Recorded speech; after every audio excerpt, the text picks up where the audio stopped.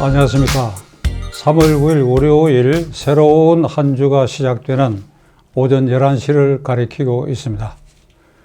오늘 이 시간에는 4월 15일 국회의원 총선거를 35일 정도 앞둔 이 시점에서 제1야당인 미래통합당이 공천 작업을 거의 마무리 단계에 들어가 있는데, 그 공천이 국민의 눈높이에 맞는 합격점을 줄 수 있는가 하는 것 첫째.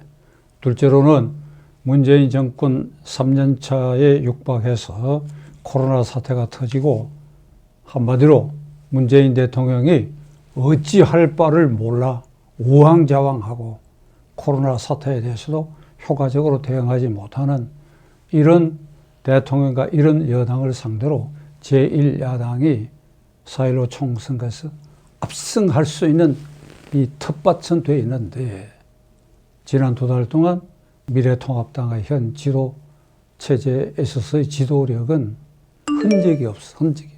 조용하기만 하고 얌전하기만 하고, 이 판에 강력한 리더십으로 국민에게 이 정권에 대한 분노를 폭발시키고 조직화해서 이것을 제1야당 쪽으로 흡수되게 하고, 그래야 뭐 공천 과정에서 잔잔한 잡음 같은 건 거기 아주 파묻을 수 있는 관훈장의 청룡 언을도 조자룡의 흥칼 쓰듯이 야당은 모름지기 선거라고 하는 것은 피 흘리지 않은 전쟁이라고 했거늘, 그런 전장에서 장수들이 그런 모습을 보이지 못하고 질의멸렬하고 공천에도 문제가 생기고, 이거 이래서 되겠습니까?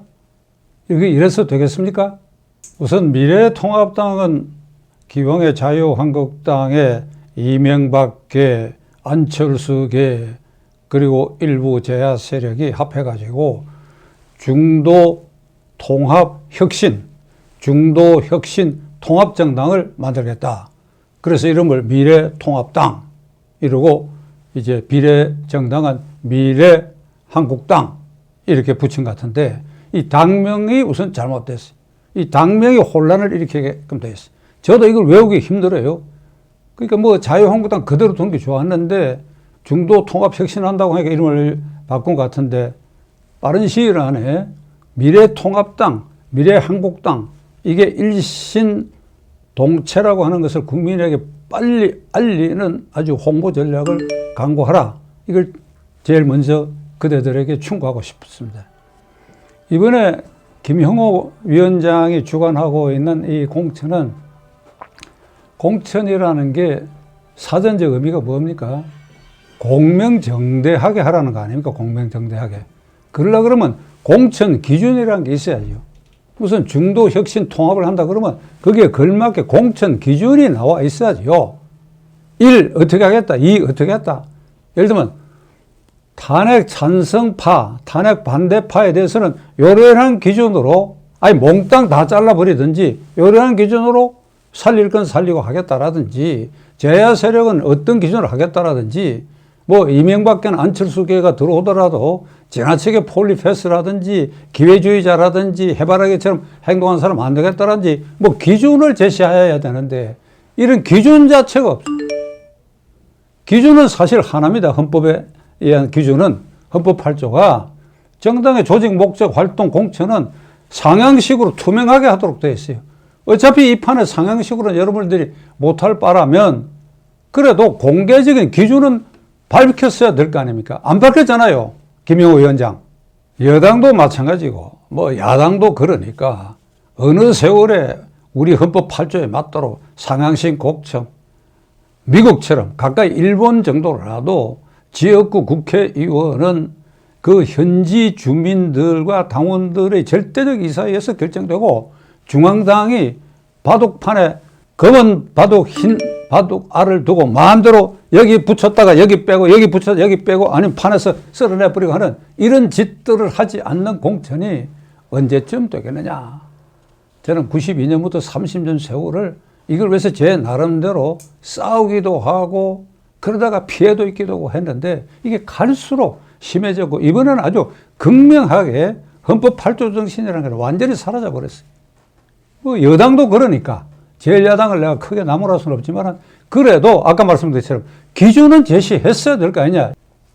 물갈이를 한다고 하면서 현역 의원을 자르고 누군가를 들어오게만 하면 그게 물갈이고 새물로 채워지는 것입니까? 곳곳에서 현역 의원을 자르고 난 다음에 들어온 사람이 헌물인 경우가 많아요. 헌물. 이런 부분도 굉장히 많은 요소를 지금 차지하고 있습니다. 이번 공천은 김형호 위원장과 공천심사위원, 각계 전문가, 법률가, 무슨 학자들을 둘러를 세워놓고 그 중에 김형호 위원장과 한 두 사람의 실질적 영향력을 행사하는, 그러니까 위원장과 요 한 세 사람이 혁신, 통합, 중도 개혁 세력을 이렇게 도모했던 배후 세력이 있죠. 그 입김을 받고 그리하여 그들이 자의적으로 한 30군데 정도는 도저히 납득할 수 없는 공천을 해버린 결과가 지금 나타나고 있습니다. 제가 그 30여 군데 일일이 지적하지 않으려고 합니다.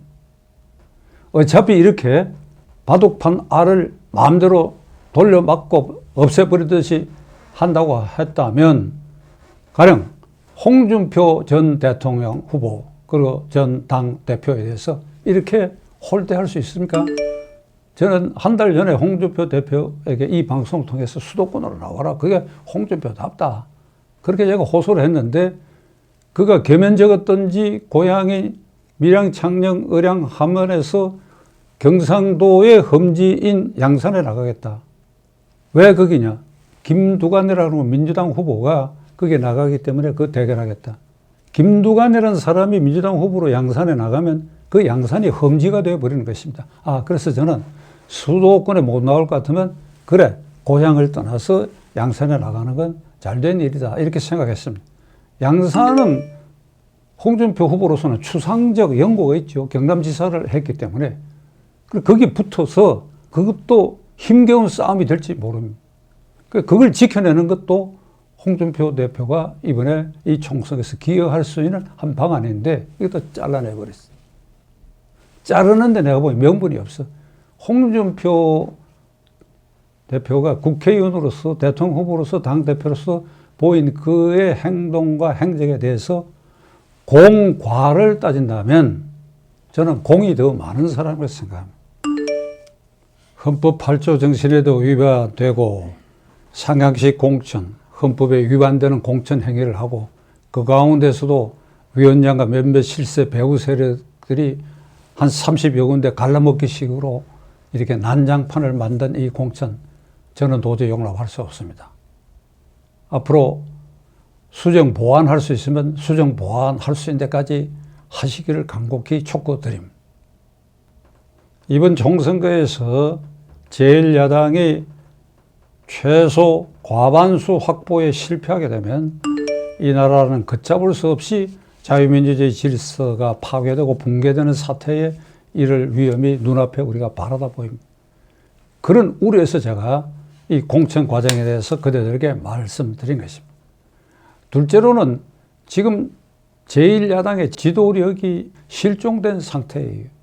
미래통합당의 공천위원장 황교안 대표를 위한 지도부는 35일 남은 4.15 총선거가 우리 헌정사에 아주 변곡점이 될 그런 중차대한 선거라고 하는 것을 이 시점에 다시 한번 깊이 인식하기 바랍니다. 그런데 황교안 대표를 비롯한 지도자들은 공천 과정이긴 하지만 왜 이렇게 조용합니까? 왜 이렇게 얌전합니까? 제가 모두에 말씀드렸지요. 싸우세요. 싸우세요. 관훈장처럼 조자라위처럼 싸워서 국민을 분노케 하고 그걸 조직화하고 그렇게 해서 35일 남은 이 총선거에 대비를 해야 됩니다. 그러지 않으면 여러분들이 예상하는 것보다도 이 선거 결과가 결코 여러분들 쪽으로 유리하게 만만한 결과가 나오지 않을 위험이 지금 굉장히 높습니다. 전 국민 가구수 가운데 약 25%가 이런저런 명목으로 이 정권 아래에서 복지 혜택을 받고 있다는 거 아닙니까? 이런 기층의 수혜자들이 어떤 생각을 하느냐. 미래통합당이 국회 의석을 많이 차지하고 장차 정권을 잡게 되면 우리가 지금 현재 받고 있는 이 혜택을 없앨 거 아니냐라고 하는 우려를 하는 그런 기운 때문에 문재인 대통령의 지지율이 비록 관변 여론조사 기관에 의한 조사 결과지만은 그 바탕에는 이런 지지표가 문재인 대통령 쪽으로 향하고 있다는 사실, 이 엄중한 사실을 제1야당 지도부는 깨달아야 됩니다. 당장에 달콤한 그 복지 혜택이 중장기적으로는 독이 돼서 돌아온다. 이렇게 가면 베네수엘라처럼 된다. 아르헨티나처럼 된다 하는 것을 피부에 와 닿는 설명으로 35일 남은 이 선거에 대비하는 특별한 대책을 강구하고 행동으로 옮겨야 할 것입니다.